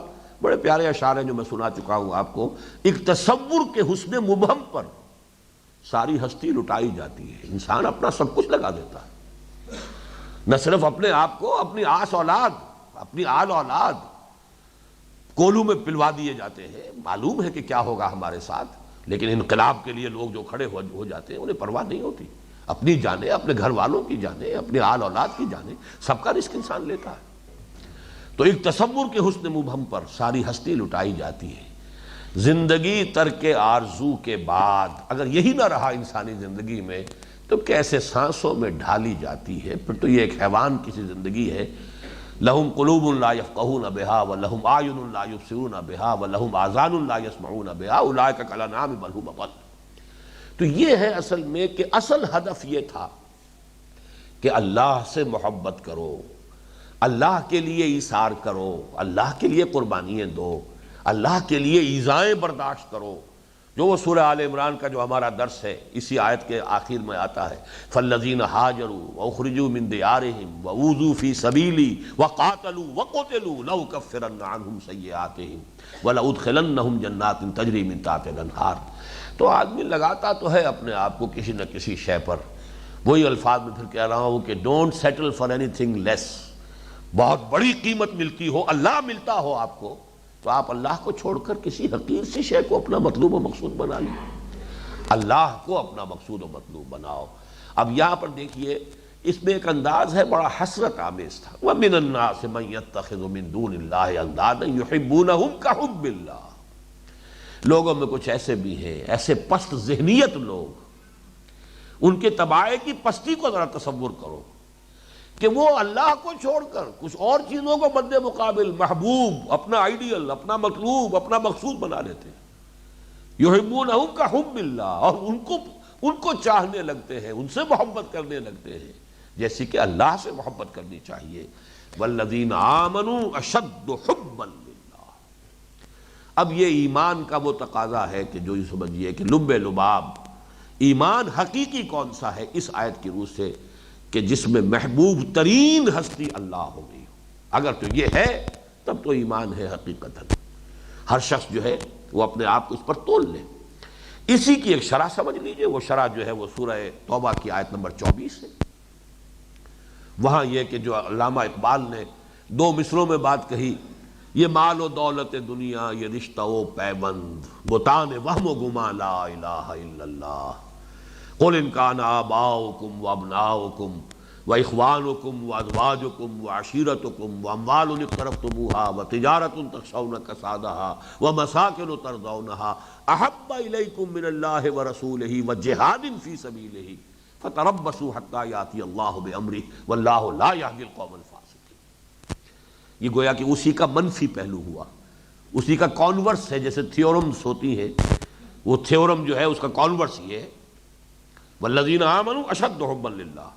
اے نبی ان سے کہہ دیجئے اگر تمہیں اپنے باپ اور اپنے بیٹے اور اپنے بھائی اور اپنی بیویاں اور اپنے رشتہ دار اور اپنے وہ مال جو بڑی محنت سے کمائے ہیں، کھتے بھرے ہیں، جمع کیے ہیں، اور اپنے وہ کاروبار جو بڑی محنت سے جمائے ہیں ان کی کساد کا خوف رہتا ہے تمہیں، اور اپنے وہ محل جو بڑے چاؤ سے اور بڑے ارمانوں سے تعمیر کیے ہیں، جو بڑے محبوب ہیں، جہاں نہ معلوم کہاں کہاں سے ڈیکوریشن پیسز لا کر انہیں سجایا ہے، کہاں کہاں کا فرنیچر وہاں جو ہے رکھا ہے، اگر یہ چیزیں محبوب تر ہیں اللہ سے اور اس کے رسول سے اور اللہ کی راہ میں جہاد سے، فتربصوا تو جاؤ، دفع ہو جاؤ، بیٹھو وہاں، بیٹھو انتظار کرو۔ واللہ لا یہدی القوم الفاسقین، اللہ ایسے فاسقوں کو ہدایت نہیں دیتا۔ اس کا طریقہ یہ نہیں ہے کہ زبردستی ہدایت ٹھوس دے۔ اگر تمہارا چوائس یہ ہے، یہ چیزیں محبوب تر ہیں، 5 چیزیں یہاں پر وہ رشتہ و پیوند ہے، اور 3 چیزوں میں وہ مال و اسباب دنیاوی کو جمع کر لیا گیا۔ یہ مال و دولت دنیا یعنی وہ مال جو تم نے جمع کیے، وہ تمہارے محل یا تمہاری حویلیاں جو تمہیں بڑی محبوب ہیں، اور تمہارے وہ کاروبار جو تم نے محنت سے جمائے ہیں، اور رشتہ و پیوند باپ اور بیٹے اور بھائی اور بیوی اور رشتہ دار۔ وَمِنَ النَّاسِ مَن يَتَّخِذُ مِن دُونِ اللَّهِ أَندَادًا يُحِبُّونَهُمْ كَحُبِّ اللَّهِ وَالَّذِينَ آمَنُوا أَشَدُّ حُبًّا لِلَّهِ۔ اسی محبت کے ساتھ ظاہر بات ہے جب شدید ترین محبت اللہ کی ہوگی تو اللہ کی اطاعت ہوگی، اور جب شدید ترین محبت سے سرشار ہو کر اللہ کی اطاعت کی جائے گی ہمہ وقت ہمہ تن، اس کا نام عبادت ہے۔ ان 2 آیتوں کو اب آپ جوڑیے ان 2 آیتوں کے ساتھ جو سورہ بقرہ ہی کے تیسرے رکوع کی پہلی دو آیتیں جن کا میں نے حوالہ دیا، یا ایھا الناس اعبدوا ربکم الذی خلقکم والذین من قبلکم لعلکم تتقون، یہاں جو نتیجہ نکل رہا ہے دوسری آیت کے آخر میں، وہاں سے بات شروع کی گئی ہے، آرڈر جو ہے اس کا ترتیب جو ہے الٹی ہے، برعکس ہے۔ یا ایھا الناس اعبدوا ربکم الذی خلقکم والذین من قبلکم لعلکم تتقون الذی جعل لکم الارض فراشا والسماء بناء وانزل من السماء ماء فاخرج به من الثمرات رزقا لکم فاخرج به من الثمرات رزقا لکم فلا تجعلوا للہ اندادا وانتم تعلمون، جانتے بوجھتے اللہ کا مد مقابل کسی کو نہ ٹھہراؤ۔ وَمِنَ النَّاسِ مَن يَتَّخِذُ مِن دُونِ اللَّهِ أَندَادًا يُحِبُّونَهُمْ كَحُبِّ اللَّهِ وَالَّذِينَ آمَنُوا أَشَدُّ حُبًّا لِلَّهِ۔ اب جو دو آیتیں آ رہی ہیں، بلکہ ابھی یہ آیت بھی چل رہی ہے، اب جو لوگ اس کے برعکس زندگی گزار رہے ہیں ان کے اس طرز عمل کے کچھ اسباب ہیں۔ ایک سبب جو بہت نمایاں ہے وہ یہ ہے کہ ہر قوم میں، ہر قبیلے میں، ہر معاشرے میں کچھ لوگ ہوتے ہیں جنہیں قرآن الملأ کہتا ہے، سردار، اور وہ ان کی مت مارتے ہیں، اس لیے کہ یہ لفظ قرآن نے استعمال کیا فرعون کے لیے، استخف قومہ، فرعون نے اپنی قوم کی مت مار دی، یعنی جس کی وجہ سے ان کے پروپیگنڈے کے انداز ہوتے ہیں، ان کے اپنے ذرائع ابلاغ ہیں، ان کے اپنے طریقے ہیں کہ قوم ادھر نہ جانے پائے، تو وہ ملأ جو ہے جن لوگوں نے کہ لوگوں کو اپنا غلام بنایا ہوتا ہے، جن کے سروں کے اوپر اپنے اقتدار کی جو ہے انہوں نے مسند بچھائی ہوتی ہے، وہ لوگ اس راستے کی طرف جانے نہیں دیتے، طرح طرح کا مخالفانہ پروپیگنڈا، طرح طرح سے ان کے راستے کو جو ہے وہ ادھر سے کسی نہ کسی طریقے سے ان کی توجہ کو وہاں سے ہٹائے رکھنے کی کوشش۔ لیکن اب جو ہوگا وہاں جا کر کیا ہوگا، یہ جو متبعین تھے جو ان کی پیروی کرتے رہے، اپنے ان بڑوں اور لیڈروں اور اپنے رہنماؤں کا کہنا مان کر، اور ان کی عقیدت اور ان کی محبت اور ان کی تعظیم اور ان کی اطاعت اور ان کے نام کے نعرے لگا کر اور زندہ باد کے جلوس نکال کر جب وہاں پہنچیں گے، وَلَوْ يَرَى الَّذِينَ ظَلَمُوا إِذْ يَرَوْنَ الْعَذَابَ أَنَّ الْقُوَّةَ لِلَّهِ جَمِيعًا، کاش کہ دیکھ سکتے یہ ظالم لوگ۔ ظلموں کے لفظ کو یہاں ذرا اچھی طرح پہچانیے، ظلموں کس کو کہا جا رہا ہے، یہ آپ کے علم میں ہوگا، اور ہمارے منتخب نصاب کے درس نمبر 3 میں جو سورہ لقمان کا دوسرا رکوع ہے وہاں بات واضح طور پر آ جاتی ہے، ظلم کے معنی شرک، اور یہاں صحیح ترین اس کا مفہوم ہے۔ ظلم کا اصل لغوی مفہوم کیا ہے، وضع الشیء فی غیر محلہ، کسی شے کو اس کے اصل مقام سے ہٹا کر کہیں اور رکھ دینا، یہ ظلم ہے، یہ اصل ڈیفینیشن ہے، لغوی ڈیفینیشن، وضع الشیء فی غیر محلہ، اس شے کی یہ جگہ تھی یہاں سے ہٹا کے یہاں رکھ دیا، یہ ظلم ہے۔ آپ کے اندر جو ارج فار آئیڈیل تھا، جو محبت کا جذبہ تھا، وہ اللہ کے لیے تھا، آپ نے وہاں سے ہٹا کر کہیں اور وابستہ کر دیا، یہ سب سے بڑا ظلم ہے۔ جن لوگوں نے اللہ کے سوا اپنی محبت اور اپنا جو طلب کا مرکز اور مرجع بنایا ہے کسی اور شے کو، کسی نظریے کو، کسی شے کو، کسی انسان کو، کسی شے کو، وہ در حقیقت وہ ظالم ہے۔ وَلَوْ يَرَى الَّذِينَ ظَلَمُوا إِذْ يَرَوْنَ الْعَذَابَ أَنَّ الْقُوَّةَ لِلَّهِ جَمِيعًا، کاش کہ دیکھ سکتے یہ لوگ جنہوں نے یہ ظلم کیا ہے، اپنی محبت کا مرکز کوئی اور بنا دیا، وہ محبت جو اللہ کے لیے تھی، جس کا رخ ہونا چاہیے تھا اللہ کی طرف، اس کی بجائے محبوبیت و مطلوبیت کی جگہ کسی اور کو لا بٹھایا۔ کاش کہ وہ دیکھ سکتے اس دن کی کیفیت کو، جبکہ وہ عذاب کو اپنی نگاہوں کے سامنے دیکھیں گے، اور یہ بات ان پر منکشف ہو جائے گی کہ قوت، اختیار، طاقت کل کا کل اللہ کے پاس ہے۔ یعنی دنیا میں تم نے کسی اور کو صاحب اختیار سمجھا تھا۔ فرعون نے کہا تھا الیس لی ملک مصر وہذہ الانہار تجری من تحتی، کیا مصر کی حکومت اور بادشاہت میرے لیے نہیں ہے؟ کیا یہ تمام جو آپ پاشی کا نظام ہے میرے کنٹرول میں نہیں ہے؟ یہ نہریں میرے اختیار کے تحت چل رہی ہیں، جس کا چاہوں موگا بند کر دوں، پانی نہ دوں، جس کو چاہوں پانی دوں، میرا اختیار۔ دنیا میں اختیار ان کے پاس نظر آیا تھا، اس وقت جب آنکھ کھلے گی حقیقت منکشف ہو جائے گی، قوت تو کل کی کل اللہ کے ہاتھ میں تھی، ہم نے کن کو سمجھا؟ حسن تو کل کا کل اللہ کی ذات میں تھا، ہم نے کہا اور سمجھا کہ حسن ہے۔ کمال تو کل کا کل ذات باری میں تھا، ہم کس دھوکے میں پڑ گئے، کسی شے کو ہم نے صاحب کمال یا ذات کمال والا، کمال کا حامل سمجھ لیا۔ جلال ہو، کمال ہو، وہ تو سب کا سب اللہ کے لیے تھا، حسن و جمال اللہ کے لیے تھا، ہم نے کہاں سمجھا؟ قوت، اختیار سارا اللہ کا تھا، ہماری آنکھوں پر پردے پڑے رہے۔ وَلَوْ يَرَى الَّذِينَ ظَلَمُوا إِذْ يَرَوْنَ الْعَذَابَ أَنَّ الْقُوَّةَ لِلَّهِ جَمِيعًا وَأَنَّ اللَّهَ شَدِيدُ الْعَذَابِ، اور یہ کہ اللہ سزا دینے میں، عذاب میں، سرزنش میں، عقوبت میں بہت سخت ہے۔ اب وہاں کیا ہوگا؟ استبرأ الذین اتبعوا من الذین استبرأ الذین اتبعوا من الذین اتبعوا۔ بعض دوسرے مقامات پر قرآن مجید کے مکی صورتوں میں یہ پورا مکالمہ نقل ہوا ہے، یہاں اس کا پہلا مرحلہ جو اس کو بیان نہیں کیا گیا۔ جو پیچھے چلنے والے تھے، پیروکار تھے، وہ کہیں گے اپنے لیڈروں سے، اپنے پیروں سے، اپنے سرداروں سے کہ کچھ ہمیں اب چھڑاؤ یہاں پر، تمہارے کہنے کی وجہ سے ہم ان راستوں پر چلتے رہے، تم نے ہماری مت ماری، تم نے کہا یہ محمد غلط بات کہہ رہے ہیں، تم نے کہا یہ سب جادو ہے، تم نے کہا تھا یہ شعر ہے اور کچھ نہیں ہے، ہم تمہارے کہنے میں آ کر ہم اس راستے سے ہٹے رہے اور ہم نے وہ راستہ اختیار کیا جو تمہارا راستہ تھا، تو اب کسی طریقے سے تو ہمیں یہاں بچاؤ، کوئی تو ہماری یہاں پر داد رسی کرو، کوئی تو بات ہو کہ جس کے ذریعے سے ہماری یہاں کی مصیبت میں کوئی کمی ہو سکے۔ وہ کہیں گے کہ نہیں، ہمارے پاس کوئی اختیار نہیں۔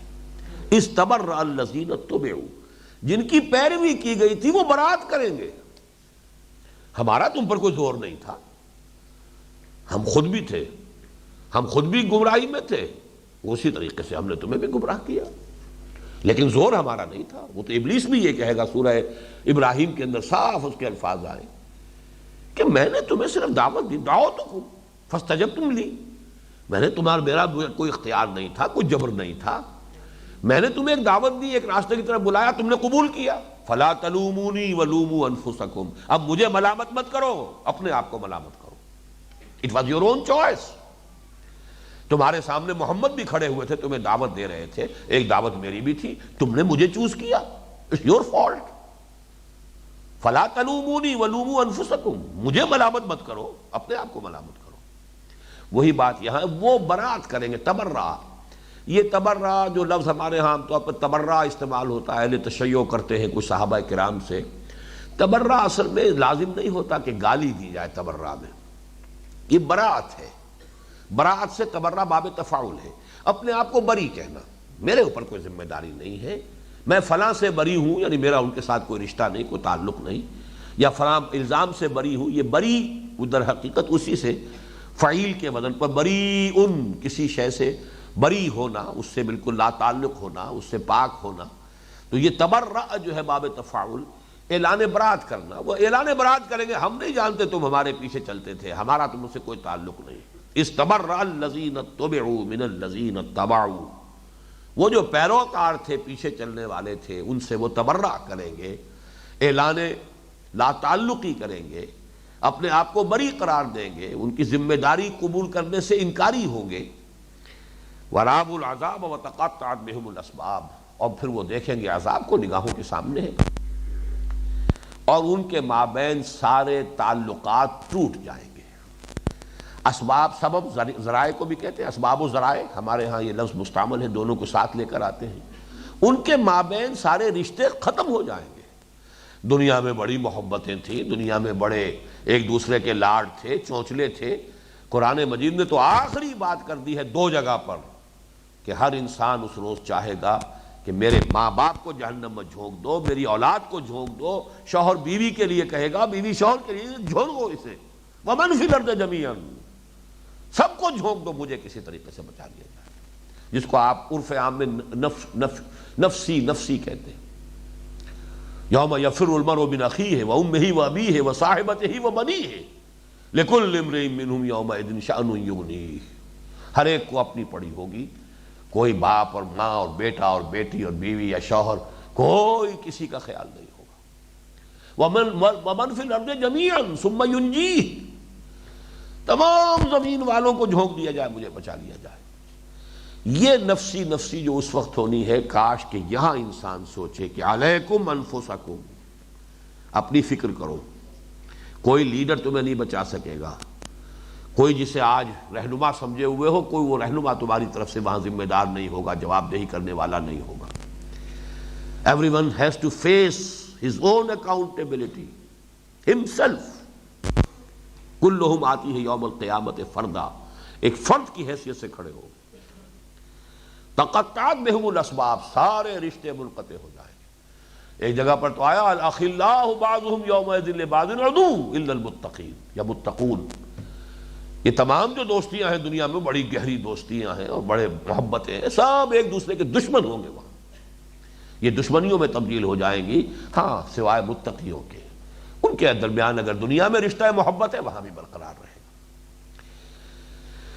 وقال الذین اتبعوا، اب وہ کہیں گے اس حسرت کے ساتھ وہ لوگ کہ جنہوں نے پیروی کی تھی، جو پیچھے چلے تھے، جو ان کے کہنے میں آ گئے تھے، فاستخف قومہ، اس نے اپنی قوم کی مت مار دی، قوم کو ایسا ورغلایا، ایسا بہکایا، ایسے سبزباغ دکھائے، موسیٰ کے بارے میں ایسا مخالفانہ پروپیگنڈا کیا کہ قوم کی مت ماری گئی۔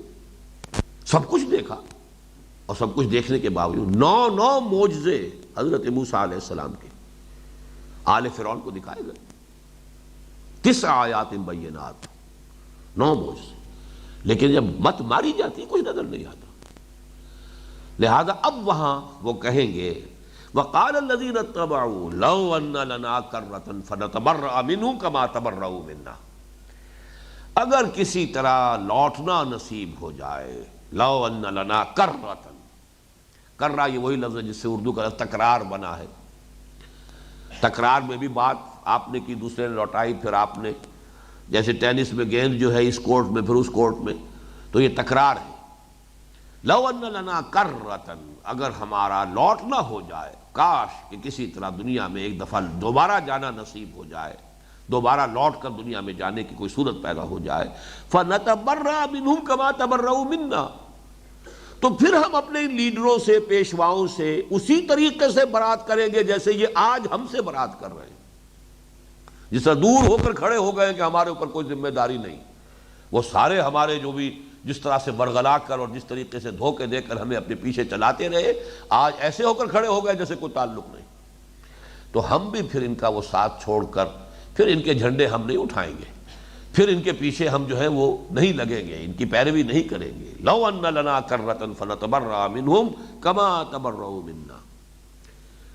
یہاں پہ ایک بات اور نوٹ کر لیجئے، قرآن مجید میں سورہ عنکبوت چونکہ ہمارے اس منتخب نصاب میں شامل ہے، اس میں ایک مضمون اور آتا ہے، چونکہ یہ مناسبت ہے لہذا یہاں پر میں چاہتا ہوں کہ اسے بھی آپ ذہن میں تازہ کر لیں۔ ایک تو وہ لوگ ہیں کہ جو وہ متبع اور متبع، ایک وہ لوگ ہیں جن کی پیروی کی جاتی ہے، ایک وہ کہ جو پیروی کرتے ہیں، ان کا تو سارے درمیان تعلق جو ہے وہ یہاں پر آ گیا۔ دنیا میں ان کی پیروی کی، ان کا کہنا مانا، ان کے پیچھے چلے، ان کے ورغلانے میں آئے، اور آخرت میں پھر جو ہے وہ اس حسرت کے ساتھ دوچار ہوں گے۔ ایک ہے دنیا میں ایک دوسرے کا ایک جو سوشل کانٹیکٹ ہوتا ہے، سوشل ریلیشنز ہوتے ہیں، اس کی وجہ سے بھی آدمی حق کو پہچاننے کے باوجود اس سے رکا رہتا ہے۔ یہ سورہ عنکبوت میں بات آئی ہے، مودۃ بینکم فی الحیات الدنیا، یہ در حقیقت دنیا کی زندگی میں تمہاری آپس کی مودت اور محبت اور رشتہ داریاں اور تعلقات، کہیں کوئی بزنس ریلیشنز ہے، کہیں کوئی اور اس طرح کے تعلقات ہو گئے، کہیں رشتہ داریاں ہو گئی ہیں، حقیقت منکشف ہو گئی کہ یہ راستہ غلط ہے، ہم غلط راستے پر جا رہے ہیں، لیکن چھوڑے تو کیسے چھوڑیں؟ دوستیاں اسی حلقے میں ہیں، رشتہ داریاں اسی حلقے میں ہیں، کاروباری معاملات اب اسی حلقے میں ہیں، اسی کے ساتھ وابستہ ہے ہماری یہ دلچسپیاں۔ مودۃ بینکم فی الحیات الدنیا، اس کے باوجود کہ حقیقت واضح ہو چکی کہ راستہ غلط ہے، جدھر ہم جا رہے ہیں یہ صحیح سمت نہیں ہے، لیکن یہ کہ محض یہ شے مودۃ بینکم فی الحیات الدنیا، اس کی وجہ سے اس بالکل غلط بات پر انسان کھڑا رہتا ہے، اڑا رہتا ہے، اس سے چمٹا رہتا ہے، تو اس کو بھی یہاں شامل کر لیجیے۔ اس کی بھی حسرت ہوگی آخرت میں، جیسے کہ یہاں تذکرہ ہو رہا ہے، کذالک یریہم اللہ اعمالہم حسرات علیہم، اسی طرح اللہ تعالیٰ انہیں دکھا دے گا قیامت کے دن ان کے اعمال کو حسرت کی شکل دے کر، کاش کہ میں نے اس کا کہنا نہ مانا ہوتا، کاش کہ میں اس کی پیروی نہ کرتا، کاش کہ میں اس کے دھوکے میں نہ آتا، کاش کہ میں نے اپنی منزل اپنی آنکھوں سے دیکھی ہوتی۔ افمن یمشی مکبا علی وجہہ اہدی امن یمشی سویا علی صراط مستقیم، سیدھے کھڑے ہو کر اپنی منزل کو معین کر کے انسان خود اپنا راستہ چل رہا، سیدھا کھڑا ہوا، جس کے سامنے کوئی منزل ہے، ہدف ہے، معین ہے، کسی اور کی پیروی نہیں۔ تو یہ حسرت، کذالک یریہم اللہ اعمالہم حسرات علیہ، بہرحال بھاگ دوڑ تو دنیا میں کی ہے، کسی نہ کسی کو جو ند بنا لیا تھا اللہ کے مقابلے میں، جس کو پوج رہے تھے، اس کے لیے بھی تو محنتیں کی ہیں، اس کے لیے بھی تو مشقتیں کی ہیں۔ ایک تصور کے حسن مبہم پر بھی تو ساری ہستی لٹائی تھی، راتوں کو جاگے تھے، اپنی ہر طرح کی مشقتیں اور مصیبتیں جھیلی تھی، چاہے ان کے جھنڈے اٹھانے میں، ان کے نعرے لگانے میں، ان کے اقتدار کا سنگھاسن جو ہے اپنے کندھوں پر اٹھایا تھا۔ یہ ساری پھر انسان کو قیامت کے دن یہ تمام چیزیں ایک انتہائی حسرت کی صورت میں سامنے آئیں گی۔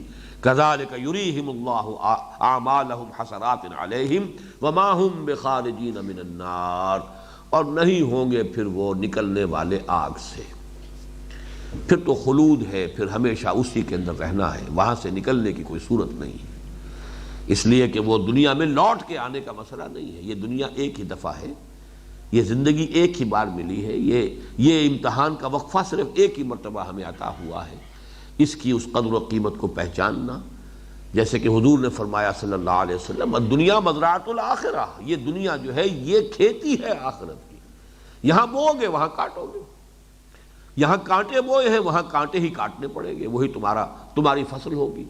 اور یہاں اگر الا الذین آمنوا وعملوا الصالحات وتواصوا بالحق وتواصوا بالصبر، اگر اس راستے پر چلے ہو تو اللہ تعالیٰ اس کے حساب سے وہاں تمہارے لیے روح و ریحان و جنت نعیم، اس کا معاملہ پیدا کر دے گا۔ یہ رکوع جیسا کہ میں نے عرض کیا اس سورہ مبارکہ کے بڑے اہم مقامات میں سے ہے، اور آپ دیکھیں گے عجیب بات یہ ہے کہ اس سورہ مبارکہ کا آخری رکوع کل 3 آیات، اس میں بھی طویل ترین دعا آئی ہے، لا یکلف اللہ نفسا الا وسعها لها ما کسبت وعلیہا ما اکتسبت ربنا لا تؤاخذنا ان نسینا واخطانا الی آخر الآیہ۔ اسی طرح ایک اور رکوع، وہ بھی 4 آیتوں پر مشتمل ہے، جس میں آیت الکرسی آئی ہے، بہت عظیم آیت، جس کے بارے میں فرمایا گیا کہ وہ تمام آیات قرآنیہ کی سردار ہے۔ اور یہ میں عرض کر چکا ہوں آپ سے کہ اصل میں 4 مضامین کی لڑیوں کے تانے بانے کے اندر وقفے سے علم و حکمت کے یہ بہت بڑے بڑے جو موتی ہیں یا ہیرے ہیں، وہ اس کے تانے بانے میں بنے ہوئے ہیں، جن میں سے پہلا ہے آج جو ہم نے پڑھا آیت الآیات، اگلا آئے گا آیت البر، پھر وہ آیت الکرسی، آخری آیت وہ دعا والی آیت، ایک آیت الدین، معاملات انسانی کے اعتبار سے نہایت اہم۔ تو یہ اس سورہ مبارکہ کی جو عظمت ہے، جس کو کہ حضور نے فرمایا کہ لکل شیء ضربۃ و ضربۃ القرآن سورۃ البقرہ، ہر شے کی ایک چوٹی ہوتی ہے، کلائمیکس ہوتا ہے، قرآن مجید کا کلائمیکس سورہ بقرہ ہے، اس اعتبار سے بھی کہ طویل ترین عظیم ترین سورت ہے، اور اسی میں یہ عظیم ترین موتی کوہ نور ہیرے جو ہیں حکمت کے، حکمت دین کے، وہ اسی کے اندر موجود ہیں۔ بارک اللہ لی و لکم فی القرآن العظیم ونفعنی وإیاکم بالآیات و ذکر الحکیم۔